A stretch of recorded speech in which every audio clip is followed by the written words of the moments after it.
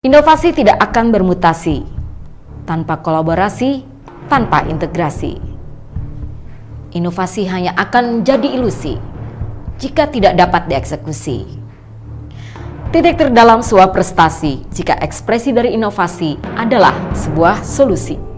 Untuk lebih dalam tentang inovasi, bersama saya Ayu di podcast BBB, Bagaimana Banjarmasin Bekerja.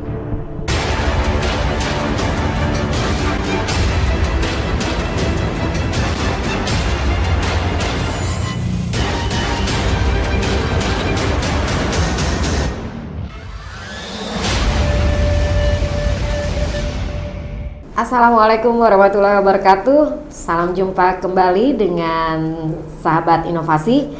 Saya Ayu dari Bappedalit Bank Kota Banjarmasin akan bersama dengan sahabat inovasi dalam acara Bagaimana Banjarmasin Bekerja. Hadir bersama kita Bapak Endri APMAP. Ya.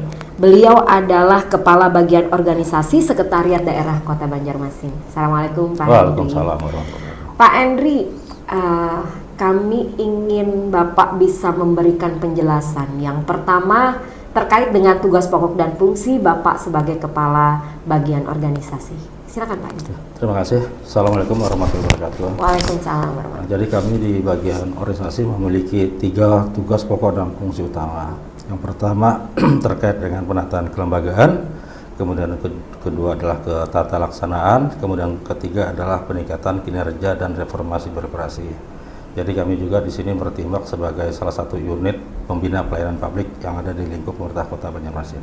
Oke, tertarik Pak dengan membina pelayanan publik. Apa saja sebenarnya yang lebih secara spesifik yang dilakukan oleh bagian organisasi Pak? Jadi yang pertama adalah kita pengen masing-masing SKPD itu dapat memberikan pelayanan terbaik kepada masyarakat. Nah, pelayanan terbaik itu dapat dilakukan dengan cara seperti apa? Yang salah satunya adalah menumbuh kembangkan inovasi pada masing-masing SKPD. Jadi pada intinya sebagaimana yang sering disampaikan oleh Pak Wali kan bahwa 3 filosofi pelayanan itu bukan cuma diucapkan tapi memang betul-betul dapat diimplementasikan. Nah, di sini ada peran kami. Jadi kita melakukan pembinaan kepada semua SKPD untuk dapat memberikan pelayanan publik yang terbaik. Baik itu pelayanan internal antar sesama ASN, kemudian juga pelayanan eksternal kepada masyarakat. Jadi di sini memang kita selalu mendorong inovasi agar nantinya inovasi-inovasi yang dimunculkan oleh SKPD itu dapat bersaing pada tingkat nasional. Di situ ada satu aplikasi yang namanya Simonik. Jadi dalam rangka kita menyampaikan inovasi yang ada di Kota Banjarmasin untuk ikut bersaing pada level nasional. Apa isu strategisnya Pak saat ini?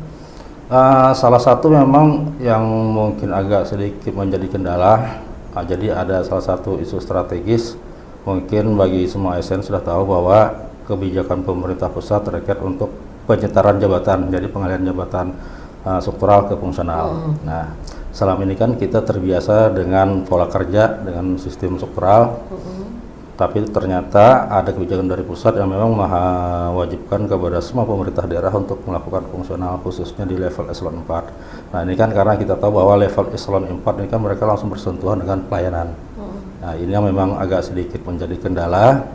Makanya kami ditutup juga untuk dapat menerapkan suatu sistem atau mekanisme kerja yang baru supaya tidak mengganggu kinerja organisasi khususnya dalam pelayanan publik.